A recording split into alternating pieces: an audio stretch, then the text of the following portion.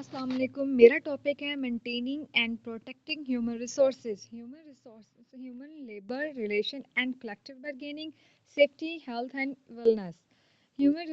Maintaining and protective human resources. Human resources management involves observing and managing our organization workplace to ensure optimal performance and employee satisfaction. Key responsibility include recruiting, training, performance management, employees relation, compensation benefits, and ensuring compliance the labor law. Effective HRM help in aligning workplace with organizational goals, fostering a positive work culture, and enhancing productivity. Human resources क्या होता है? Human resources एक ऐसा management है। Human resources के लिए लोगों की ज़रूरत होती है। एक बिजनेस एक बिजनेस को चलाने के लिए ह्यूमन लोगों की ज़रूरत होती है और बिजनेस की ऑर्गेनाइजेशन के लिए स्किल्ड एम्प्लॉयज़ यानी कि उसकी सक्सेस को बढ़ाने के लिए और इस ऑर्गेनाइजेशन को रन करने का काम ह्यूमन रिसोर्सेज यानी एचआरएम कहलाता है। वैसे हम सब लोग ह्यूमन रिसोर्सेज जैसे लफ्ज़ सुनते रहते हैं। ह्यूमन रिसोर्सेज का यूज़ किसी कंपनी या ऑर्गेनाइजेशन में काम कर रहे लोगों के लिए यूज़ किया जाता है।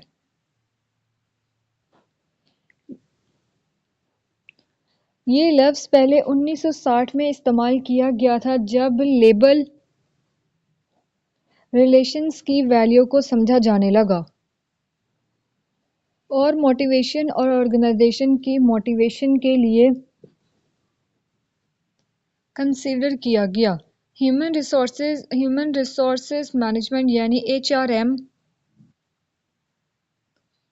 बिजनेस में एम्प्लॉयज़ को मैनेज करके उनको मोटिवेशन बेहतर अचीव परफॉर्मेंस करना होता है। एचआरएम बिजनेस में एम्प्लॉयज़ को हायर करते वक्त के ध्यान रखता है कि वो कंपनी कल्चर के लिए सूटेबल है कि नहीं, ज़्यादा देर तक कंपनी से जुड़े रहे और ज़्यादा प्रोडक्टिव हो। यानी एचआरएम वो प्रोसेस है जिसमें hiring, firing, training, motivation, human resources में recruitment, orientation, selection, training and development और एम्प्लॉयज़ को अप्रिशिएट करना, ये ह्यूमन रिसोर्सेज मैनेजमेंट कहलाता है। आगे है human labour relation and collective bargaining. इसकी labour relation focus on the management of any workforce that has collective bargaining in place. Since labor union help employees through collective bargaining, unions have an integral say in the landscape of workplace and labor relations. यानी कि labour relation human resources का labour force वो होता है जो एक काम पर एक जगह बैठकर कलेक्ट करके काम करें अच्छे से अच्छा और एम्प्लॉयज़ को मोटिवेट करें, उनकी हेल्प करें, उनका यूनियन स्ट्रक्चर सही करें ताकि वो काम अच्छे से अच्छा कर सकें। उसके बाद है Definition of collective bargaining. Human labor relation and collective bargaining in education refers to the interaction and negotiation between educators, teachers, staff and administrators and their employees, district educational authority or government entities. यानी bargaining notification education वो staff administration का staff हो, teachers हो, employees हो, typically schools हो, district हो यानी एक ज़िला हो, एजुकेशनल अथॉरिटी हो, उसकी गवर्नमेंट हो, इसकी एनी टाइट्स एनिटिटीज़ हो, कलेक्टिव बार्गिंग में ये होता है कि जब मिलकर बार्गिंग किया जा रहा हो, जैसे एक एम्प्लॉयर और एक एम्प्लॉयड है, तो वो दोनों मिलकर काम करते हैं कि ये आप काम कर लो, ये मैं काम कर लूँ, तो वो इसे मिलकर बार्गिंग कहते हैं, कलेक्टिव बार्गिंग को। इसमें आपस में एम्प्लॉय डिफरेंशिएट कर रहे होते हैं, जैसे एम्प्लॉय रिलेशंस हो गया, एम्प्लॉय और एम्प्लॉय इंटरेक्शन हो गया, कैरिवन एंड डिस्ट्रीब्यूशन रिलेशन हो गया, कि जैसे एम्प्लॉय और रिलेशन जैसा होता है स्कूल में, जैसे मैनेजर होता है उनका एक स्टाफ होता है, एचओडी, उससे नीचे स्टाफ होता है, उसमें वर्क कैसा करना, पॉजिटिव काम करे, अच्छा करे, उससे ताकि उनको सेटिस्फेक्शन हो कि ये अच्छा काम कर रहे हैं। कोई इश्यू हो तो वो उनकी हेल्प करें, कोई बात करनी हो तो एक दूसरे से कम्युनिकेट करके बात कर लें, और प्रोफेशनल डेवलपमेंट में काम करें। इसका रेजोल्यूशन अच्छा होना चाहिए। इसी तरह एम्प्लॉयर और एम्प्लॉय इंटरेक्शन है, school administration, education policy maker, union, individual staff, address concern work for student behaviour, teacher condition, professional growth, opportunity and remonitoring. ये सब कलेक्टिव बार्गिंग में आता है। और जैसे कलेक्टिव बार्गिंग की एजुकेशन जैसे होती है कि उसकी एजुकेशन कैसी होनी चाहिए, वो फॉर्मल होनी चाहिए, representing educators and school staff के थ्रू होनी चाहिए, स्कूल बोर्ड होना चाहिए, स्कूल डिस्ट्रिक्ट होना चाहिए, government bodies set in terms employees for teachers and staff, teacher और स्टाफ दोनों अच्छा होना चाहिए, उनकी सैलरीज एंड बेनिफिट्स होने चाहिए, उन ताकि उनको अगर सैलरी अच्छी मिलेगी तो वो काम भी अच्छा करेंगे, सैलरी पैकेज बहुत ज़्यादा अच्छा होना चाहिए, उनका हेल्थ इंश्योरेंस होना चाहिए, पेड लीव होनी चाहिए। Working condition, working condition this includes class sizes, teacher और prep time, prep time, safety measure, and other factors that influence the day-to-day environment in which educator work.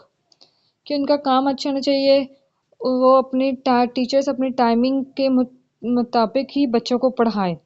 Job security, lay off होना चाहिए, load workload कम होना चाहिए, कि वो इतने time पे इतना ही काम करे, ज़्यादा काम ना करे।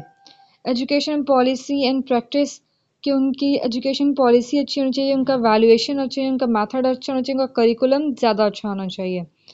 उसके बाद है safety, health and wellness. Safety, health and wellness क्या होता है? Health in the safe state of complete physical, mental and social well-being, and not merely the absence and disease to informing.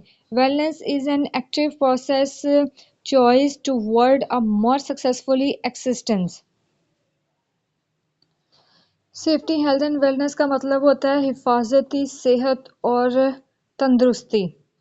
अगर सेहतमंद जिस्म होगा तो सेहतमंद इंसान होगा। टीचर्स स्टूडेंट्स दोनों अच्छे इन्वायरमेंट में, पॉजिटिव इन्वायरमेंट होना चाहिए उनके लिए। क्रिटिकल स्कूल्स में स्टूडेंट्स को हेल्थ के मुतल्लिक बताना चाहिए कि वो अच्छा से अच्छा नाश्ता करें ताकि उनकी हेल्थ अच्छी रहे, उनकी सेहत पर कोई असर ना पड़े, वो ताकि फ़िज़िकल फ़िट रहे। सेफ्टी है, वो फिज़िकल फिट रहे, और उनका काम अच्छा होगा, वो पढ़ेंगे, अगर उनकी फ़िज़िकल सेहत अच्छी होगी तो वो पढ़ेंगे भी अच्छा, और उसमें ज़्यादा से ज़्यादा मार्क्स भी लाएंगे। और safety, health and wellness, education and critical components that contributes to the overall success and well-being of students, staff and the entire educational community. Here are several key benefits of promoting these aspects within the educational environment.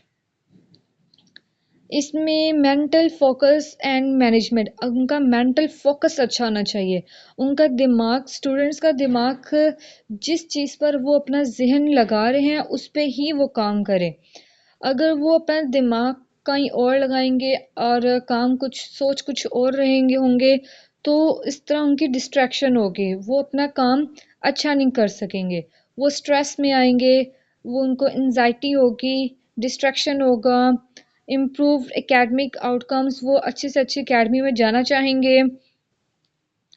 Physical health and benefits, उनकी physical body अच्छी होनी चाहिए, good nutrition होनी चाहिए, exercise होनी चाहिए और educate होना चाहिए, स्लीप होनी चाहिए, उन्हें ज़्यादा से ज़्यादा सोना भी चाहिए ताकि उनका काम, उनकी मेमोरी अच्छे से काम कर सके। Better physical and mental health, दोनों उनकी रिड्यूस इलनेस एंड एब्सटेंसी, अगर वो उनकी हेल्थ अच्छी होगी तो वो उनमें सैनिटाइजेशन लगाएंगे, वो वैक्सीनेशन करेंगे, वो सेपरेट करेंगे, वो अपने बुखार से बचेंगे। और स्टूडेंट्स का काम है कि वो स्कूल्स में वैक्सीनेशन वगैरह लगा कर जाएं, जैसे कोरोना में वायरस आया था तो उसके लिए वैक्सीन लगवानी पड़ी। Mental health support, mental health support के लिए उनकी स्टूडेंट्स की इन्वायरमेंट अच्छी होनी चाहिए, उनका हेल्थ इशू होना अच्छा होना चाहिए कि उनको किसी भी चैलेंज से वो सामना कर सकें। और उसके बाद है सपोर्टिव एटमॉस्फेयर, उनके काम करने के लिए सेफ्टी अच्छी होनी चाहिए, उनका इंकरेज अच्छा होना चाहिए, लर्निंग अच्छी होनी चाहिए, रिलेशनशिप विद पीयर्स अच्छा होना चाहिए, टीचर्स अच्छे होने चाहिए। Of a long-term health benefits, physical education and wellness program, तो फिजिकल एजुकेशन में वो ज़िंदगी भर के लिए एक अच्छी आदत करेंगे, रेगुलर काम करेंगे, एक्टिविटी करेंगे, हेल्प स्टूडेंट्स एक दूसरे की हेल्प करेंगे, हेल्थ न्यूट्रिशन एंड हैबिट्स, वो अच्छी हैबिट्स को अपनाएंगे, वो किसी भी रिस्क को ज़्यादा से ज़्यादा करीब नहीं आने चाहेंगे। इसी तरह मेरी प्रेजेंटेशन होती है ख़त्म।